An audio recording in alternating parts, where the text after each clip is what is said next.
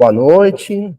Vamos então continuar nosso estudo do Evangelho de Mateus, de forma minuciosa, de forma detalhada. Nós estamos no capítulo 17 do Evangelho de Mateus e atualmente já estamos aí no terceiro versículo, né? Se não me falha a memória, não, é segundo. Não, terceiro. O terceiro versículo da passagem, né?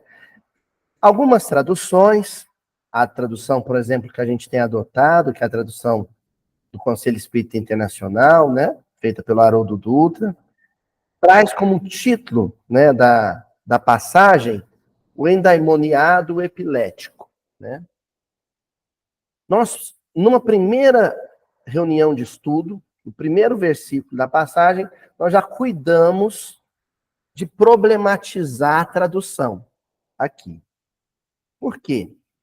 Porque algumas outras traduções trazem o endemoniado, o endaimoniado lunático, ou o jovem lunático, né?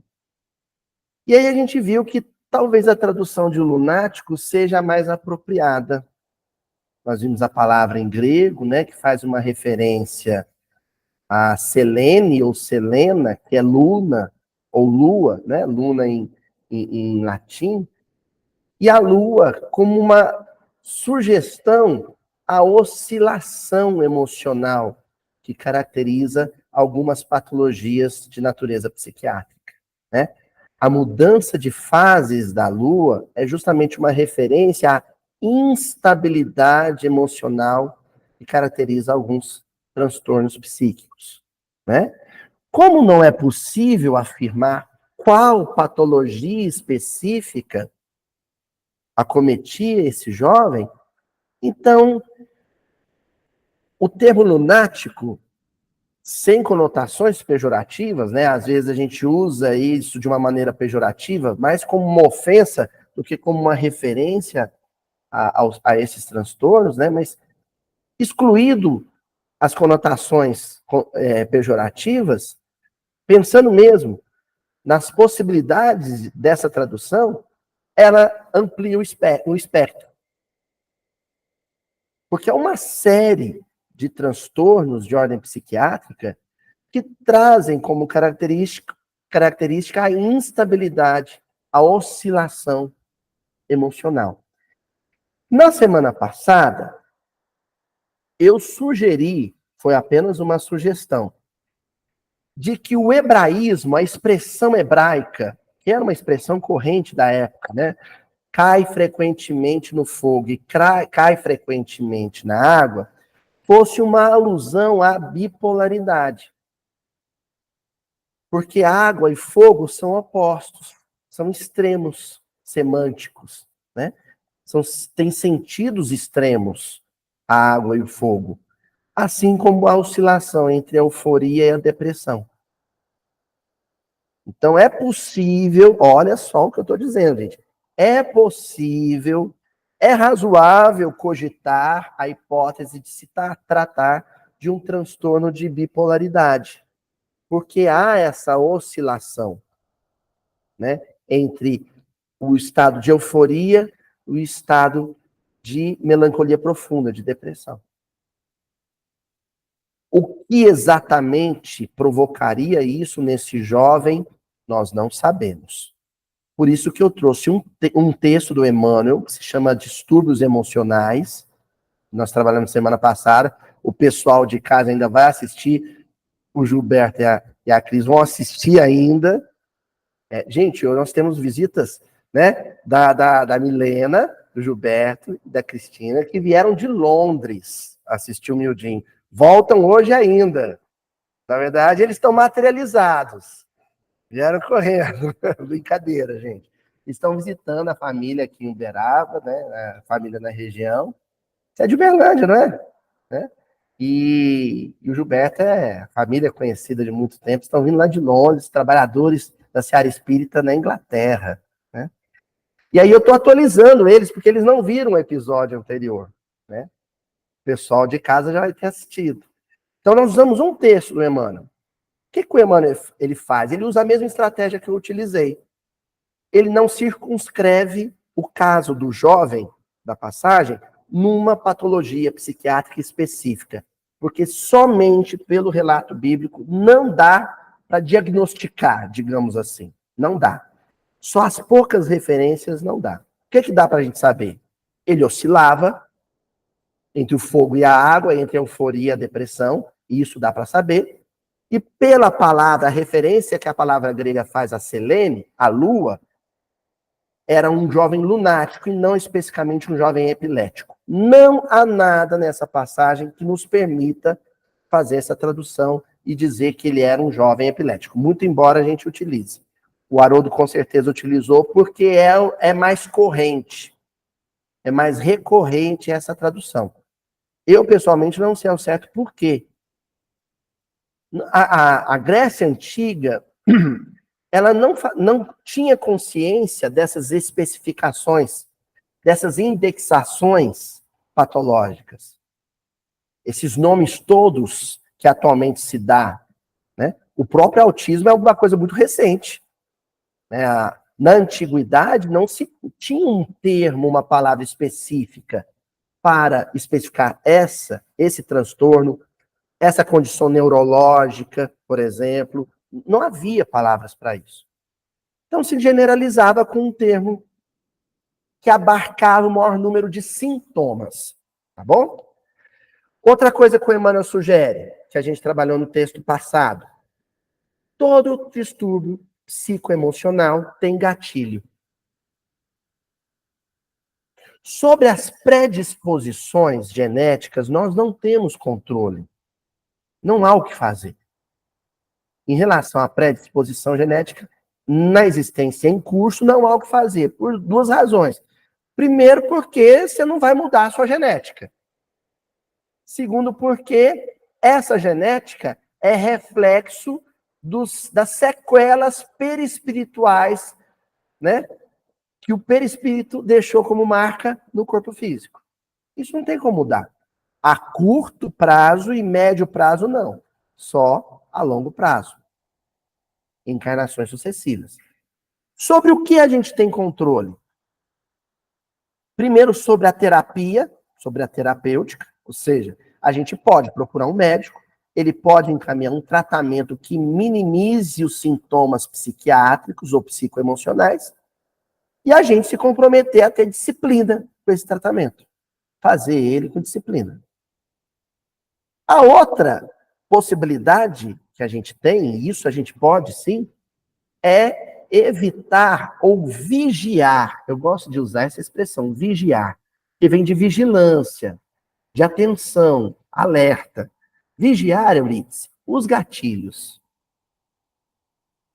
O que são esses gatilhos? O start, o play da crise. Todo distúrbio psicoemocional, ele vem, quando é de uma condição patológica crônica, né? Nós estamos trabalhando com essa hipótese, é o que a gente está imaginando para esse jovem, ele vem e vai. Vem, fica um tempo, é o período de crise, e depois vai, passa. Quando a gente minimiza os gatilhos, quando a gente reduz ao máximo os gatilhos, primeiro, as crises ficam mais esparçadas, né? Elas ficam mais distantes uma da outra.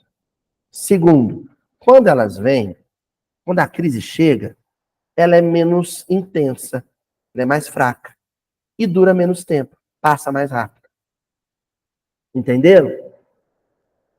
Esse jovem, ao que parece, o que leva o pai àquela postura de profunda humildade suplicante que a gente reservou. Olha só o que nós fizemos. Nós reservamos 2 semanas só para estudar a postura suplicante do pai, de joelhos perante Jesus.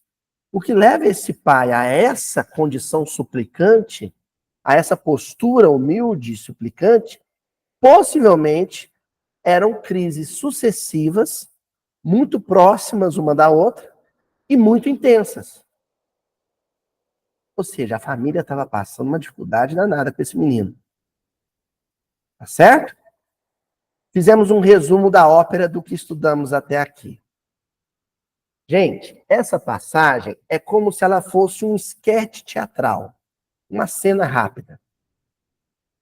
Quem são os personagens envolvidos? Bom, não é bem personagem, mas a plateia, a turba, a multidão, expectante. A multidão observa, né? Lembrando o Eduardo Marinho, né? Observar e absorver. Alguns absorvem, outros só observam. Sempre assim na multidão. Em cena, no palco, o personagem central da cena, olha o que eu vou dizer, o personagem central da cena não é o menino, não são os discípulos, nem é Jesus. É o Pai. Ele é a figura, a chave de cura para o filho. O Pai. Então nós temos o Pai, porque o Pai não está levando só o filho para a terapeuta, ou para o terapeuta, aliás, no caso Jesus, ele não está levando só o filho para o terapeuta. Ele está levando o filho e outros personagens invisíveis da cena, mas que aparecem, são citados, que são os desencarnados, credores ou algozes do menino, ou da família, né?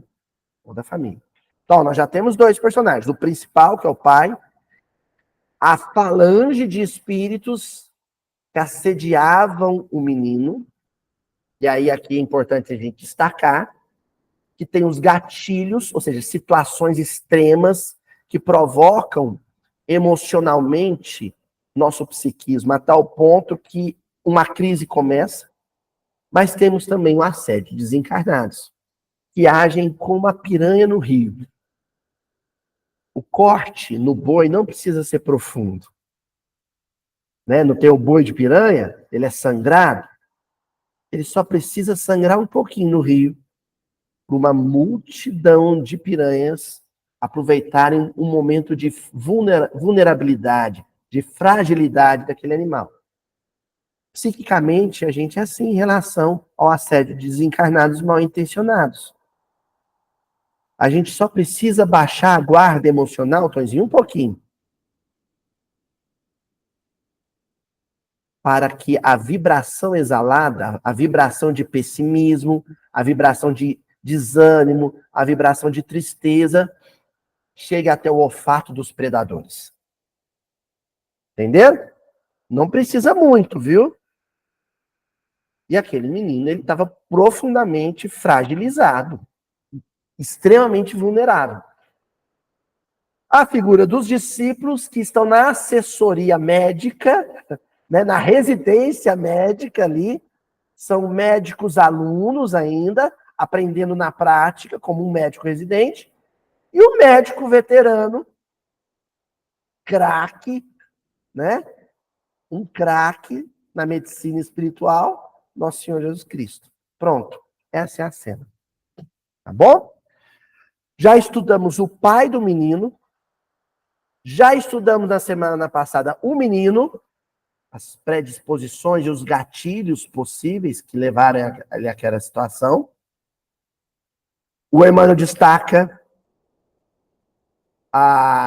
uma coisa interessante, né? Quando fala dos gatilhos, o Emmanuel fala assim, ó, um gatilho que a gente tem que tomar muito cuidado é a raiva de si mesmo. Vocês lembram disso? Quando a gente não está satisfeito com o corpo, quando a gente não está satisfeito com a condição social que tem, quando a gente não está condição com a família onde reencarnou, essa insatisfação a gente projeta sobre si mesmo, né? Uma culpa, e esse complexo de culpa, que no fundo é raiva de si mesmo. Por que eu sou assim? Por que eu vivo assim? Por que eu me aproximei dessas pessoas? Isso aí pode ser um gatilho para uma crise, um distúrbio emocional, né? Nós já vimos isso tudo, com relação ao menino e com relação ao pai. Vamos ver ainda os discípulos, eles vão entrar em cena na semana que vem, possivelmente. E lá no final da passagem entra em cena para, né, fechar a passagem a figura do médico. das almas, né, de nosso Senhor Jesus Cristo. Hoje, nós vamos ver os desencarnados. E para ver os desencarnados, nós vamos fazer um estudo dirigido, uma leitura dirigida. Eu acho que nunca fiz isso aqui, ou poucas vezes eu fiz. Eu fiz a semana passada, ó. A semana passada. Eu trouxe um texto, mas, Tânia, a semana passada eu trouxe trechos do texto do Emmanuel. Ele é mais completo que aquilo.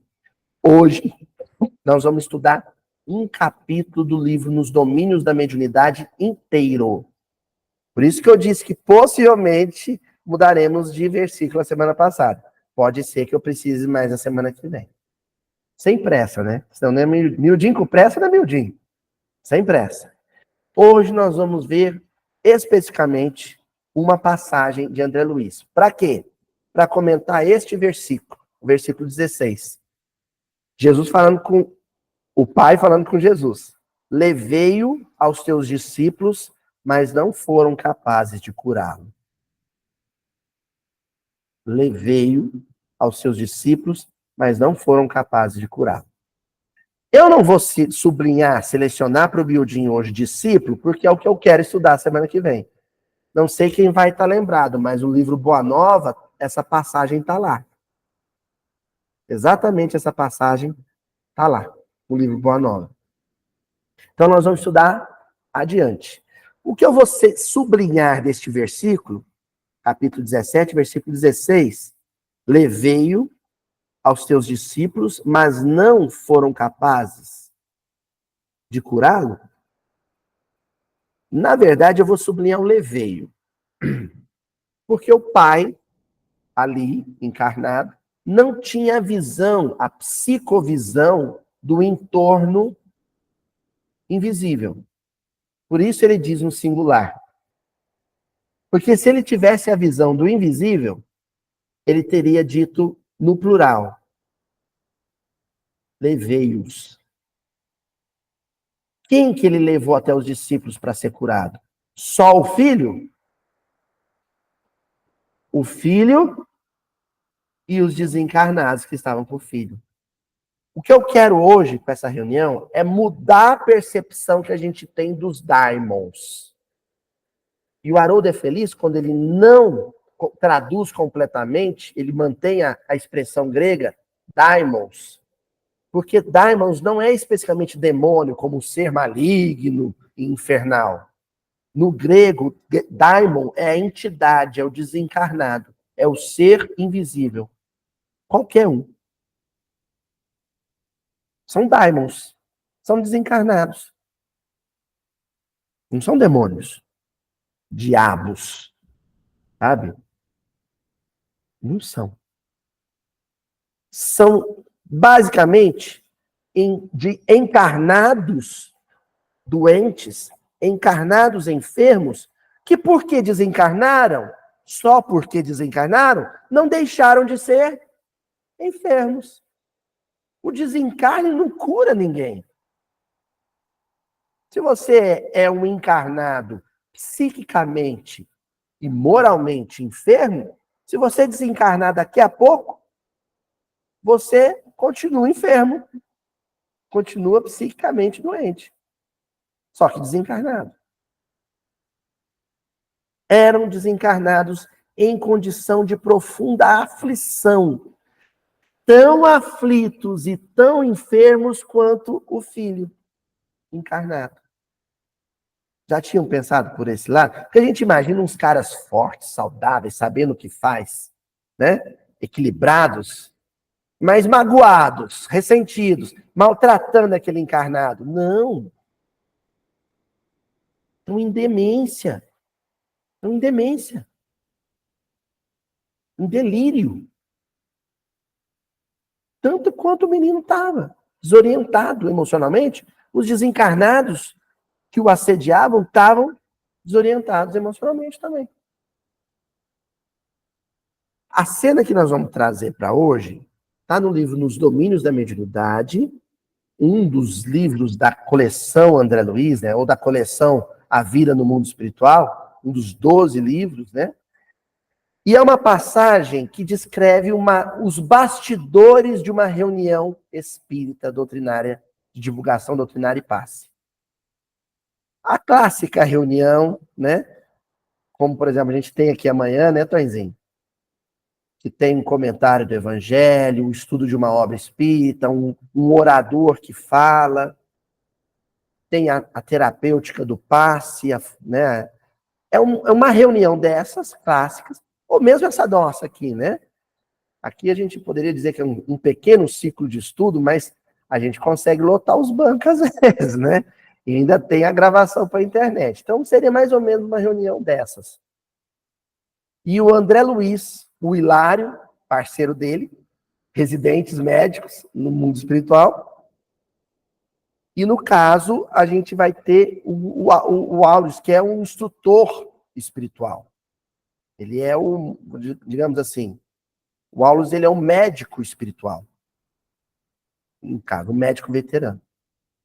Um diálogo ali entre os dois aprendizes, a tônica, a constante das obras do André Luiz, né? Dois aprendizes médicos com Aulis, que no caso é o professor, né? O professor de prática. É um trabalho de enfermagem espiritual. A cena eles estão na reunião, quando adentra a reunião um senhor idoso e uma menina na condição desse jovem da passagem que nós estamos estudando. Os encarnados viram os familiares levando esses dois enfermos espirituais. Duas pessoas vivendo uma crise de distúrbio psicoemocional.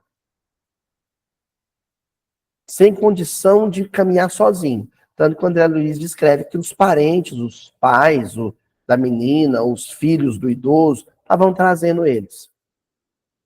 Só que o André Luiz, o Hilário e o Aulus viram também chegar junto quem? Os desencarnados que acompanhavam essas duas pessoas enfermas. Tá bom? Então eu vou lendo a passagem, parando e comentando. Se não der para terminar hoje, a gente continua semana que vem. Tá? Vou dizer para vocês um negócio que eu escutei da minha avó, quando eu tinha 16 anos e não conseguia parar de ler as obras do Emmanuel. Não conseguia parar de ler as obras do Emmanuel. E um dia ela falou para mim, você já leu André Luiz, Aloísio? Falei, não, vó, eu estou totalmente tomado, possuído por uma paixão fulminante pelos romances de Emmanuel e os livros de interpretação bíblica do Emmanuel. Ah, tá bom. Ela com um saláriozinho dela, uma merrequinha. Durante um ano, todo mês ela comprou um livro da coleção André Luiz. Quando chegou no dia 13 de julho, no meu aniversário, ela chegou com os 12 livros do André Luiz e falou, agora você vai ler André Luiz. Tinha 16 anos. Ela me deu a coleção André Luiz, que está até hoje lá em casa. Essa é uma das poucas coisas pelas quais eu tenho apego material. Tem ciúme. Chicão passa longe dessa coleção. Por quê? Porque a gente precisa estudar André Luiz. Pessoal, o fato de eu usar muito Emmanuel, ou quase só Emmanuel aqui no Mildinho, porque Emmanuel é o grande exegeta da doutrina espírita, é o grande interpretador, intérprete da Bíblia aqui na doutrina espírita, não quer dizer que eu não estude André Luiz em casa, não. Tanto que a Rede Amigo Espírita me convidou para fazer uma série, fazer propaganda aqui. Está lá na Rede Amigo Espírita, que se chama O Evangelho na Obra de André Luiz. Eu comentei toda a obra do André Luiz, fazendo paralelo, interface com versículos bíblicos. Está lá na Rede Amigo Espírita, a série. Então, estudem André Luiz. Quem não leu André Luiz, leia André Luiz. Começa pelo Nosso Lar, hoje, se possível. Se não estiver lendo o livro, comece hoje a ler o Nosso Lar, tá bom? Feita a propaganda do André Luiz, é incrível, né? Tem que fazer propaganda de André Luiz no meio espírita, mas, né, tem que fazer, né? É mais fácil comprar uma pipoca e ir no cinema ver o filme, né? Em 1 hora você resolveu os mensageiros, né? Ler o livro é mais, exige mais, né? Leia o André Luiz. Então vamos lá. Nos domínios da mediunidade, capítulo 4, ante o serviço. Leve chamamento à porta provocou a saída de um dos companheiros da atitude de meditação para atender. Então chamaram na porta do centro. E alguém que estava em prece foi lá atender. 2 enfermos, uma senhora jovem e um cavalheiro idoso, custodiados por 2 familiares, não fala que familiar que era, transpuseram um umbral. Aqui nós temos um umbral. Aqui, umbral, gente, é uma expressão arquitetônica, né? É aquela entradinha do centro. Transpuseram um umbral, porque senão dá a ideia de que eram as regiões de sombra, né? Não. Transpuseram um umbral, localizando-se num dos ângulos da sala, do salão, fora do círculo magnético. Círculo magnético também, para quem não sabe, antigamente se usava mais, né? É o pessoal da mesa, sabe? O dirigente do trabalho. Hoje a gente usa pouco isso. Pelo menos aqui na casa a gente usa pouco. Mas se formava a equipe que ia dar sustentação magnética para o trabalho. O Chico usava muito lá na comunhão, né? O Chico e aquele tanto de gente em volta da mesa, o evangelho ia passando de mão em mão, cada um comentando. Isso é o círculo magnético. São doentes a serem beneficiados, informou-nos o orientador, o Aulos. Logo após, um colaborador de nosso plano franqueou acesso a numerosas entidades sofredoras e perturbadas, que se postaram diante da Assembleia, formando legião. Legião. Muitos. Né? Nós estamos falando para mais de 100 espíritos, viu, gente? Para quem não conhece muito da organização militar romana, nós estamos falando de centenas. Em torno de centenas.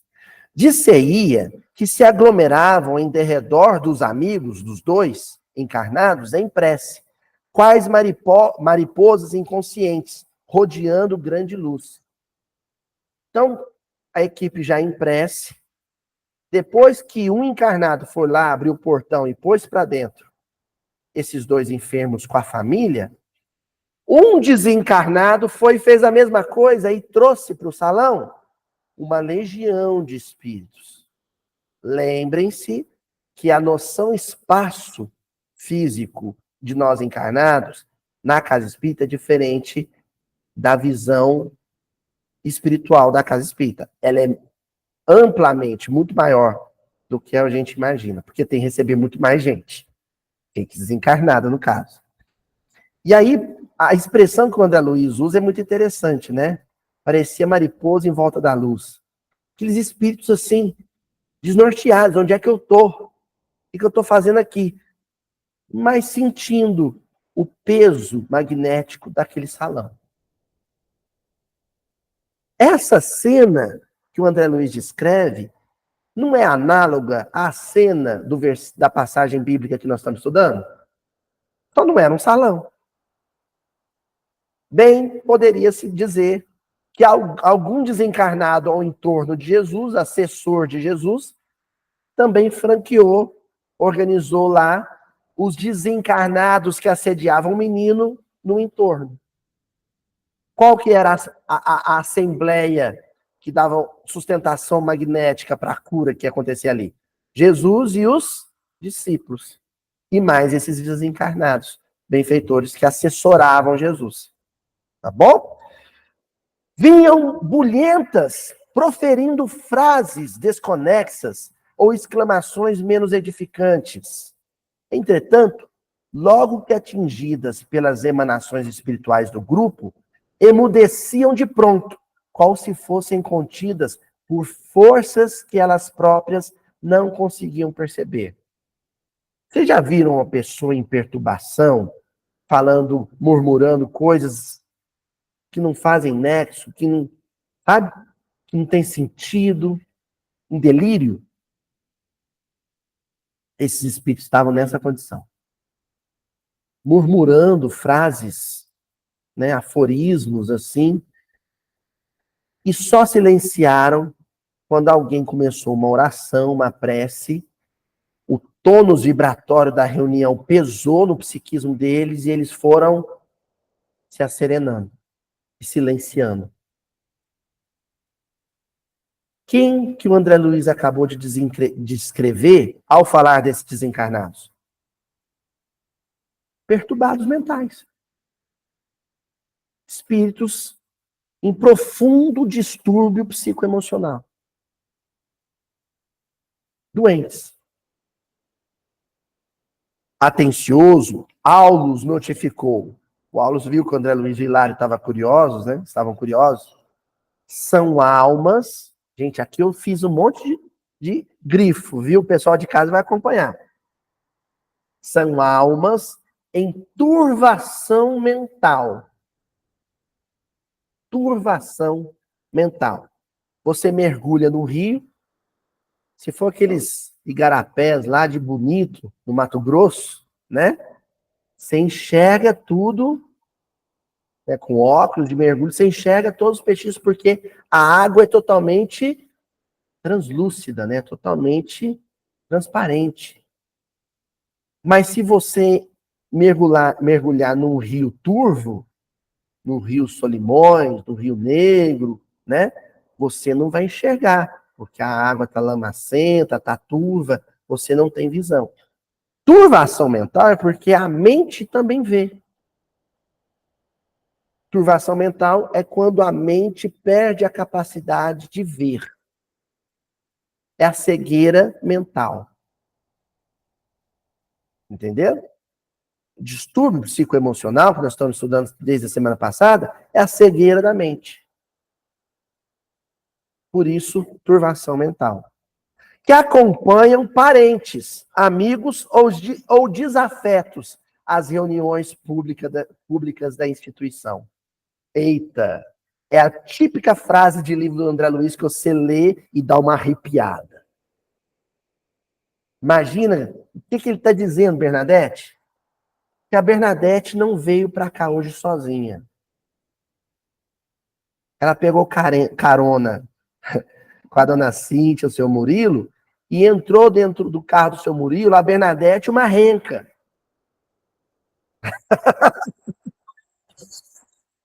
Bernadette não vai dormir hoje. Deixa eu ver alguém aqui que é medroso igual eu. A Tininha. Tininha, você acha que você veio sozinha para esse salão, né? Ó, veio a Tininha uma legião. Ninguém vai querer apagar o centro hoje comigo, né? A luz do centro comigo hoje. É quando o palestrante faz o sujeito dar uma olhadinha assim, discreta pro lado no salão, não é? Não tem um encarnado que vai para um salão de centro espírita, que vai para uma reunião público-doutrinária sozinho. Não tem. E a gente tem aquela ideia da novela A Viagem, né? Que o Theo, quem lembra do Theo? O Theo, lembra do Theo? De que o Theo só tinha um desencarnado que o assediava, que era o Alexandre. Eu sou noveleiro, hein? O Theo, né? O Alexandre dava um encosto, aí ele e a dona Guiomar. Dona Guiomar era a sogra do Raul. Eu lembro tudo. A dona Guiomar era a sogra do Raul, fazia da vida do Raul um inferno, quando o Alexandre dava encosto. Aí você assiste a novela aí, a Viagem, e acha que o único desencarnado que te acompanha, tem um. É um. Não, gente. Ó, o Emmanuel, ele comentou através da mediunidade do Chico, não sei quem vai estar lembrado disso. Se não me falha a memória, na mensagem do livro Opinião Espírita, uma mensagem avulsa. Ele fala que a população da Terra gira... Aliás, o irmão Jacó fala isso no livro Voltei também, que a população da Terra gira em torno de 28 bilhões de espíritos. A ONU, a última contagem, deu um número de 7 bilhões de pessoas, ou seja, 7 bilhões de encarnados. São quantos desencarnados? mais de 20 bilhões de desencarnados, gente. E aí? Dá quantos para cada um? Hein, Tirinha, hein? Então, eu vou ler de novo. O mundo é mais dos desencarnados do que dos encarnados. Eu vou ler de novo quando André Luiz disse. Olha, esses desencarnados que acompanham parentes, amigos ou desafetos às reuniões públicas da instituição e que se desligam deles quando os encarnados se deixam renovar pelas ideias salvadoras expressas na palavra dos que veiculam o ensinamento doutrinário. Então, vamos tornar a coisa caseira. E vão lavar nossa roupa suja, né? Vão pensar no miudinho. Então, a Eurídice veio para a reunião doutrinária. Não mandou muito, saiu aqui do lado, né, Eurídice? Veio sozinha, Eurídice? Não. Veio ela. Por isso que a gente tem que dar uma de exótico mesmo. Você vai para o centro, vai falando sozinho. Vai conversando com os desencarnados. Fazendo prece, conversando com eles. Ô, meus amigos. Vem escutando Tim Vanessa. Não pode vir escutando Cidade Alerta e vir para o centro, não, gente. Desculpa, pessoal de Cidade Alerta, e prega tanto jornalista. Mas é outro tônus mental. Você vem escutando Tim Vanessa, vem escutando uma mensagem, aquelas mensagens do Chico no carro, um podcast espírita, vem escutando coisa boa, ou vem conversando com os desencarnados. Ô, meus amigos, que bom que vocês estão me acompanhando. Obrigado pela companhia, pela presença de vocês. A Tininha tá achando que eu tô brincando, eu tô falando sério, eu faço isso. É sério isso. Aí você vem entrando, olha só que beleza, onde nós vamos hoje passar a noite, olha que maravilha. Sejam bem-vindos à nossa casa, né? Quando você receber alguém que vem pela primeira vez na casa, você fala vocalmente, né? Ô, meu irmão, seja bem-vindo, fique à vontade, a casa é sua. E mentalmente, vocês também, desencarnados, sejam bem-vindos, fiquem à vontade, a casa é de vocês também. E escutando, eu estou falando para eles, né? Por exemplo, esse banco aqui da frente, ó, tá vazio porque deixou para eles. Não é, pessoal? Espírita tem esses lances, né? Não é, Tonzinho? No culto também. Ah, o Tonzinho lembrou bem. O culto no lar não é feito só por encarnados. Quem disse que na minha casa mora só eu, meu pai, minha mãe, ou eu, minha esposa e meus filhos? Na minha casa. Quem disse que eu moro sozinha ou sozinho na minha casa? Tadinha da Tirinha. A casa tá cheia. Aí você faz. Quer ver? Tirinha, você faz o culto em casa? Não. Só porque mora sozinha? A partir dessa semana, vou te dar uma semana, registrado no YouTube, hein, gente? Semana que vem eu vou cobrar da Ana Cristina se ela já começou o culto na casa dela. Sabe por quê? Porque a gente não tem ninguém que faça um culto do evangelho no lar sozinho. Não tem. E eu digo mais, lá em casa nós precisamos adaptar, viu, tia Adriana? O culto lá de casa foi adaptado para o Chicão. Então, a gente faz o culto lá de casa com os bonequinhos. Outro dia, eu fiz a parábola do bom samaritano com os bonequinhos dele, né? O Sonic, toda a parada. Fiz a parábola do bom samaritano, né? Aí, tem um Francisco de Assis, um bonequinho do Francisco de Assis, que faz parte do culto. Aí eu sinto a presença de um zerezinho. O zerezinho, para quem não sabe, é uma linguagem do iorubana, são as crianças desencarnadas.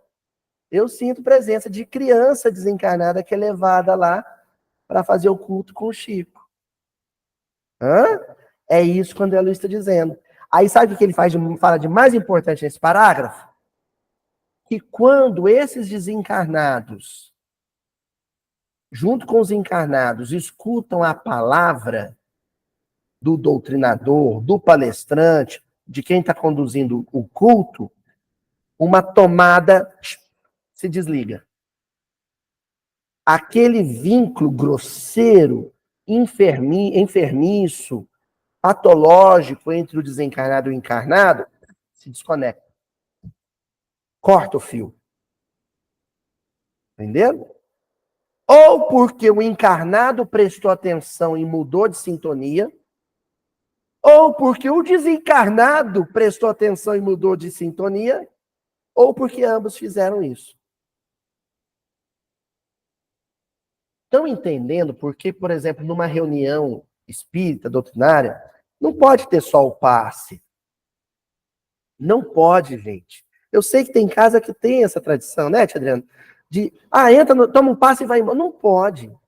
Tem que ter alguém lá fazendo o comentário do evangelho. Enquanto as pessoas estão entrando, não precisa ser... Cada casa se organiza da sua maneira que for melhor, né? Tem casa, por exemplo, que primeiro faz a preleção evangélica, depois vem o passe. Aqui na casa de Eurípides, na quinta-feira, é assim. Tem casa que, enquanto está tendo a preleção evangélica, o passe está acontecendo. Porque tem pessoas que não podem sentar, só entra na fila, toma o passe e vai embora. Natural também, tranquilo. O que não pode ter é a ausência do comentário evangélico. Não pode. Porque o sujeito que está na fila, o sujeito que está sentado no banco, escutando aquela boa palavra, ele vai se desconectar, às vezes, de um desencarnado que está assediando ele. Entendeu? Daí a responsabilidade profunda de quem vai comentar o evangelho na casa espírita, de quem vai estudar e falar em nome de Jesus na casa espírita. É muito sério. É muito sério. Olha, não é bom, começa que não é bom improvisar. E se for improvisar, então, já sabendo que pode acontecer a situação de improviso, mantenha sempre a sintonia perene em dia de trabalho. Vim para a reunião pública aqui na quinta-feira da casa, por exemplo. Às vezes pode acontecer do orador da noite passar mal, ter que se ausentar, furar um pneu. E aí eu, que faço parte do quadro de oradores da casa, ser chamado para improvisar. Acontece. Não acontece? Então, naquele dia eu já sei como pode ser que eu tenha que improvisar, a minha vigilância sobre a minha sintonia psíquica vai ser redobrada. Porque eu não abra a boca para falar em nome de Jesus, sabe, falando besteira, contando historinha pessoal. Aí eu conto historinha pessoal aqui, mas todas são contextualizadas. Contextualizam. Se você for dar um exemplo prático para facilitar o entendimento, é isso que a gente faz. Às vezes a ideia do livro, ela está muito abstrata, você dá um exemplo, conta uma história do Chico, não é? Conta uma história da casa, dos fundadores da casa, conta uma história de uma experiência familiar sua, tudo bem. Mas ela sempre precisa ser contextualizada, precisa estar conectada ao tema da noite. Porque o tema da noite, mesmo que aberto ao acaso, não é aleatório. A espiritualidade escolheu aquele tema especificamente para aquelas pessoas encarnadas e desencarnadas que estão ali naquela noite. Não tem nada aleatório na reunião espírita, gente. A gente, encarnado, improvisa, os espíritos não. Eles já sabem tudo que... Existe um script para toda reunião doutrinária. Tá claro isso, gente? Vamos avançar? Tô falando que às vezes não vai dar para terminar hoje, mas tudo bem. Modificado o centro mental, é o Aulus falando ainda. Modificado o centro mental daqueles que habitualmente vampirizam essas entidades, vence como que despejadas de casa. Eu achei isso aqui ótimo. Sabe por que eu achei ótimo? Porque nós estudamos aqui no Humildinho há vários anos, 13 anos, mais de 13 anos, uma metáfora bíblica poderosa, que apareceu já na boca do Calderaro, lá no livro No Mundo Maior, e que aparece de novo aqui na boca do Aulus. Casa é alusão à mente. Zaqueu, desce daí, que essa noite quero estar em sua casa. Casa mental. Aí o que o Aulus fala? Que quando esse encarnado, por exemplo, presta atenção no comentário evangélico e ele entra em outra sintonia, não tem mais lugar na mente dele para as ideias infelizes que o desencarnado estava sugerindo. Aquele desencarnado estava morando na casa mental do encarnado. E aí ele se vê desalojado, expulso de casa. Põe ele para fora. Se você quiser de novo estar dentro da casa dele, da casa mental dele, você tem que estar à altura da higiene mental que ele procedeu na casa dele com as palavras que ouviu. É o festim de núpcias. Festim de núpcias é isso. Onde é que acontece as núpcias? A festa que Jesus conta na parábola. Tem a conotação do porvir da terra? Sim, mas pode ser hoje também aquilo que acontece na minha casa mental. Quando eu quiser estar na casa mental de alguém que eu amo, eu tenho que estar à altura da casa mental dessa pessoa. Se tiver na mesma sintonia, tá de boa. Agora, se não tiver, eu tenho que, subir o sarrafo. Eu tenho que aumentar meu tônus mental, minha sintonia vibratória, para ter acesso de novo à mente dele. Mas aí tá tudo bem, né? Porque os dois vão estar vibrando no bem, vibrando no amor. Aí tá tudo certo. Continuá-los, porquanto, alterada a elaboração do pensamento naqueles a quem se afeiçoam, experimentam súbitas reviravoltas nas posições em que falsamente se equilibram. Estão entendendo como é que ocorre a chamada desobsessão? Ambos estavam com uma ideia fixa. Ideia fixa é processo obsessivo. Obsessão é ideia fixa. Ambos estavam com uma ideia fixa. Quando um saiu da ideia fixa, mudou de sintonia, o outro fica solitário no processo. E, portanto, fica também predisposto a mudar também. Ih, meu companheiro mudou de ideia lá. Ó. Meu companheiro está em outra. Está pensando em outras coisas. O que ele está pensando? Eu não consigo acessar o pensamento dele. Só sei de uma coisa, ele parece mais feliz do que estava. Eita.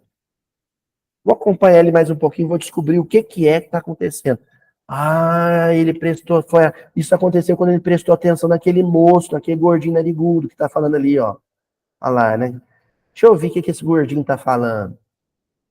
Ah, miudinho na veia, ó. Aí prestou atenção, mudei de ideia também. Entenderam porque que a gente não vem sozinho para casa, para o miudinho? A gente não vem sozinho.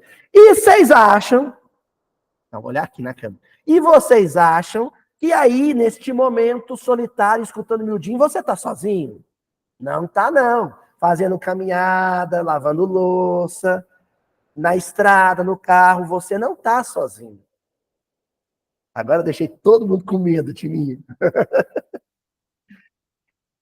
Tá aqui, tá claro? Podemos avançar? Olha o que o Aulus vai dizer. Algumas dessas pessoas desencarnadas, rebeladas, fogem dos templos de oração como este, detestando-lhes temporariamente os serviços e armando novas perseguições às suas vítimas, que procuram até o reencontro. Alguns acompanham no centro e ficam. Às vezes não voltam mais para a casa da pessoa, ficam lá já no centro, num serviço de enfermagem espiritual. Uma expressão que o senhor Arnaldo Rocha gostava muito, enfermagem espiritual. Já ficam ali, já os primeiros socorros são feitos, e dali ele já é encaminhado para uma instituição de socorro hospitalar, depois para uma colônia, e lá na colônia prepara já a reencarnação daquele sujeito. Outros voltam para casa, mas voltam para casa já em boa sintonia. Vão precisar por um tempo ainda ficar na companhia daquele encarnado, às vezes acompanhando ele no culto, se lá tiver o culto. Certo? Mas tem uma turma, que o André Luiz, que o Aulo está dizendo, que fala, o quê? Eu vou vazar daqui. E sai correndo. E foge, se afasta. Não há êxito com ele, com esse desencarnado, mas também ele dá um sossego. Ele dá uma paz, né? Para aquele sujeito que está enfermo ali, encarnado enfermo. E finalizando. Perdão que eu perdi aqui. Sim, tem novas perseguições às suas vítimas, que procuram até o reencontro. Contudo, outras, de algum modo, tocadas pelas lições ouvidas, demoram-se no local das predicações, em ansiosa expectativa, famintas de maior esclarecimento. Então vamos voltar à passagem bíblica que nós estamos estudando. O pai do menino pegou o menino e, junto com o menino, todos os desencarnados que estavam imantados, ligados magneticamente a ele, e levou para os discípulos de Jesus. Os discípulos de Jesus não fizeram esse trabalho de preleção evangélica. Não conversaram, não sensibilizaram, não tocaram nem o pai, nem o menino e também nem os desencarnados. Aí o pai levou para Jesus. Aí Jesus vai sensibilizar o pai, o menino e os desencarnados. Todos, não. Alguns desencarnados ficaram ali junto ao redor de Jesus e já foram encaminhados para o socorro espiritual e possíveis reencarnações. Outros, esse sujeito é poderoso, e saíram correndo. Certo? Demoram-se no local das predicações, né, onde está falando do evangelho, o centro, por exemplo, em ansiosa expectativa, famintos de maior esclarecimento, querem aprender mais. Esse negócio de espiritismo é interessante, isso me fez um bem para o coração, eu quero entender melhor isso. Posso ficar? E fica. Lindo, né? Estão entendendo o que faltou aos discípulos? Acolhimento. Acolhimento. Daí o pai do menino está falando, eu levei para os discípulos e eles não conseguiram. Muita gente vem para a casa espírita em sofrimento, trazendo desencarnados em sofrimento. E a casa espírita, às vezes, come bola e não consegue prestar o socorro. Culpa dos desencarnados, benfeitores, dos instrutores espirituais? Os encarnados, à semelhança dos discípulos, não souberam abraçar nem o encarnado e nem os desencarnados em sofrimento. Acontece e é bem frequente. Acontece e é bem frequente. A palavra, olha aqui, gente, não sei quantos aqui fazem também o trabalho de comentar o evangelho na casa espírita. Sei, por exemplo, que a tia Adriana faz isso com as crianças. Né, tia Adriana? As criancinhas chegam aqui, o trabalho de evangelização, elas vêm acompanhadas. Elas vêm acompanhadas. Né? Aí vocês lá em Londres, na Inglaterra, abre o centro, né, Cris? Aí vai lá, arruma o centro, prepara a reunião e vai falar de Jesus. O sujeito que chega ali, ele não chega sozinho. Olha o que o Aulus vai dizer sobre esse trabalho da palavra. A palavra desempenha significativo papel nas construções do espírito, construções mentais. O sujeito que chega lá em sofrimento assim, é terra arrasada, ou é terreno baldio, cheio de mato e bicho, ou é uma casa em ruínas. Terra arrasada. Algo de bom e novo precisa ser construído no campo mental daquela criatura, no terreno mental daquela criatura. É uma casa mental que foi arrasada, precisa ser reconstruída espiritualmente. Sermões e conferências de sacerdotes e doutrinadores Aí eu incluo também os evangelizadores, tá? A pessoa que conduz o culto em casa. Em vários setores da fé, sempre que inspirados no infinito bem, guardam o objetivo da elevação moral. Quando o encarnado que está falando está inspirado, está em boa sintonia. É montar o roteiro? Sim. Preparar? Selecionar leituras? Sim. Construir intelectualmente, cerebralmente, o que vai ser dito? Sim. Mas, acima de tudo, conectado com o bem maior. Porque se o coração não estiver pulsando no mesmo compasso que o de Jesus, vai se enrolar e vai falar besteira. Vai falar asneira. Então, até para fazer o culto sozinho em casa, você tem que se preparar espiritualmente. A gente não pode começar o culto em casa de improviso. Estou assistindo televisão, um filme de, sei lá, um filme de crime, de assassinato. Aí eu, acabou o filme, desliguei a televisão, vou fazer meu culto. Acabei de brigar com a minha esposa, quebrei o pau com ela. Bem, vamos fazer o culto? Não é assim, não. Tem que ter preparo.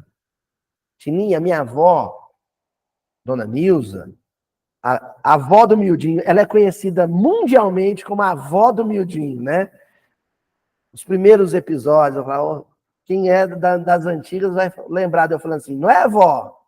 Minha avó fazia o culto, fez o culto por quase 50 anos, sozinha.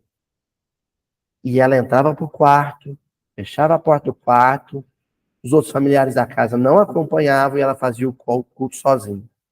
A minha avó lia e comentava o que leu sozinha para os desencarnados que estavam lá. Então ela chegava, Tonzinho, Dona Nilza, fazia leitura. Eu sei porque algumas vezes eu me atrevi a entrar no culto e fazer, vó, eu vou fazer o culto com você. Ela não gostava, que acho que dá uma travada dela, ela ficava tímida. Mas eu acompanhei e era impressionante. Ela pegava o livro, ela lia a lição. Então, hoje nós vimos aqui na lição, no texto do Evangelho, dizendo isso, dizendo aquilo. Sempre ela fazia isso no culto. Era sempre assim, exatamente.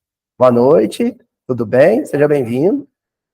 Então, esse cuidado a gente tem. Não tem uma pessoa que entra na casa espírita que não esteja acompanhado dos desencarnados, que vão escutar a gente dizer, sejam bem-vindos, entrem no salão, fiquem à vontade.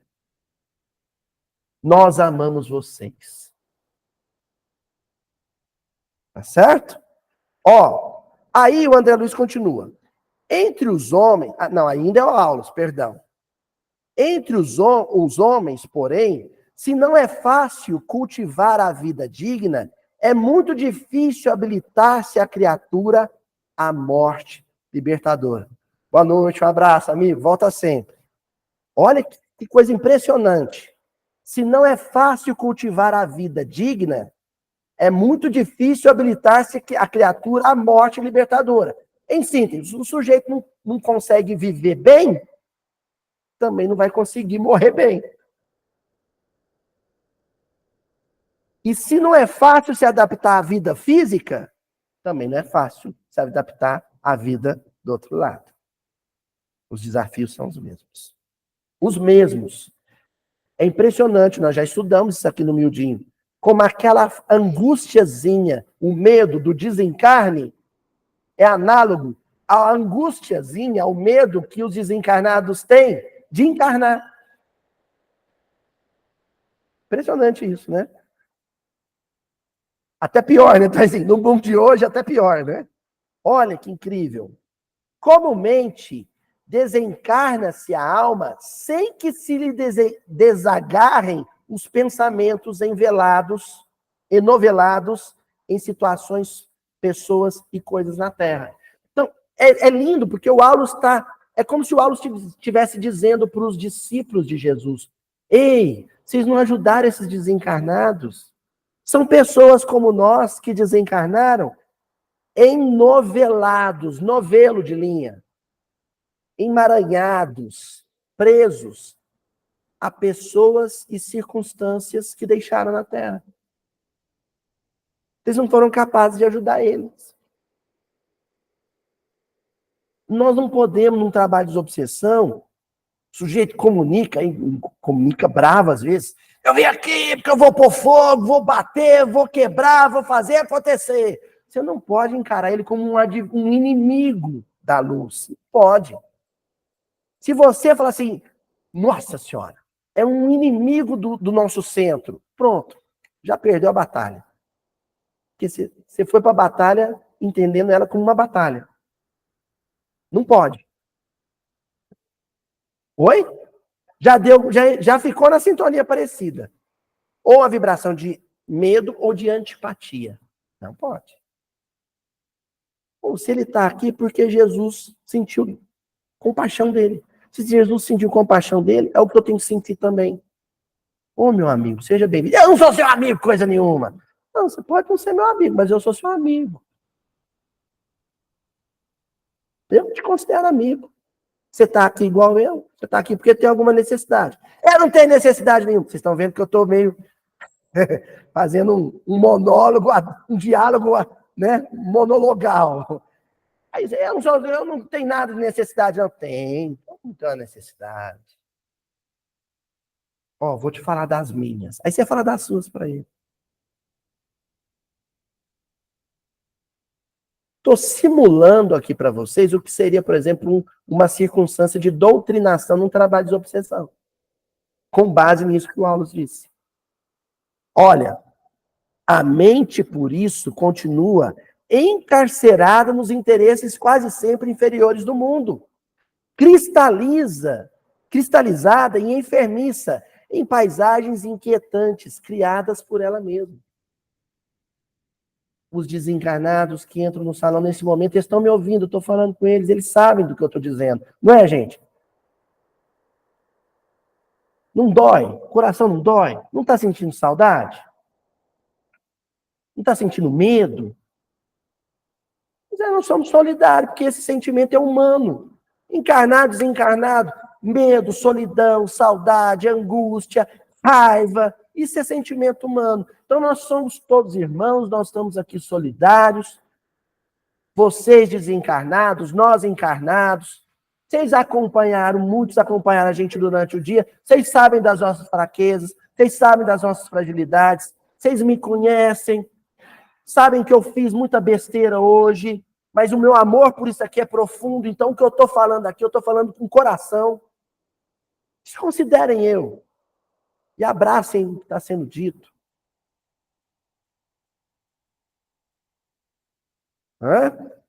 Entenderam? A palavra. A palavra, quando dita com o coração, em nome do coração de Jesus, cura qualquer coração. Avançando, mas eu acho que vão ter que continuar semana que vem. Não tem pressa. Daí o valor do culto religioso respeitável. Por que quando acabou a pandemia, a gente correu para cá? Eu tenho certeza que alguém deve ter pensado, não, mas está funcionando tanto bem o miudinho aqui, né? Cada um na sua casa. Nós respeitamos e assinamos embaixo do processo de quarentena e isolamento. Era necessário e era importante. E os espíritos não deixaram de socorrer ninguém. Existem outras estratégias, existem outros métodos, outros caminhos, outras possibilidades de socorro. Porém, a preferencial é essa. Gente, um médico consegue... Outro dia, a tia Adriana me indicou um filme, eu assisti o filme, né, tia Adriana? Os Médicos Sem Fronteiras que fizeram uma cesariana no meio de uma floresta lá na África. Fizeram uma cesariana, de improviso. Meu amigo Marcos Ribeiro, ajudou num parto lá na África, na beira da estrada, no meio do mato lá. Se um médico precisar, ele presta socorro numa situação extrema dessa? Presta. E tem êxito? Tem. Mas qual é a condição ideal? Qual é o ambiente ideal, preferencial? O hospital, o centro cirúrgico, né? Em condições possíveis, se for possível, o ideal é que seja no hospital, no centro cirúrgico. É a casa espírita. O culto religioso respeitável pode acontecer na minha casa? Pode. E deve também. Mas, preferencialmente, a assembleia, para usar um termo do cristianismo primitivo, a eclesia, né? A reunião de pessoas em nome de Jesus, a semelhança da tradição judaica também na sinagoga, né? Ela é importante que aconteça. Daí o valor do culto religioso respeitável, formando ambiente propício à ascensão espiritual, com indiscutíveis vantagens, não só para os espíritos encarnados, que a ele assistem com sinceridade e fervor, mas também para os desencarnados que aspiram à própria transformação. Todos os santuários, espírita ou não espírita, né? Todos os santuários, em seus atos públicos, o ato público, entendeu? A experiência solitária, ou a experiência privada, familiar, em casa, de espiritualidade profunda, é importantíssima. Mas o ato público, a reunião pública, muitas pessoas, muitas famílias reunidas, isso também é muito necessário. Eu estou falando aqui para um casal, mais a Milena, que exercem um trabalho muito importante em Londres, que é uma cidade enorme, uma cidade cosmopolita, gente do mundo inteiro. Mas os núcleos de atos públicos realizados em nome de Jesus são poucos, quando comparados, por exemplo, ao Brasil. São poucos, não são? Se a gente se referir especificamente a atos públicos de espiritualidade profunda, associados ao estudo da doutrina espírita, minimamente, quantos em Londres será? 8? Gente, para a gente ter uma noção do peso da responsabilidade nossa e do peso da responsabilidade de vocês lá em Londres. Em Londres existem 8 núcleos de estudo de espiritualidade profunda à luz da doutrina espírita.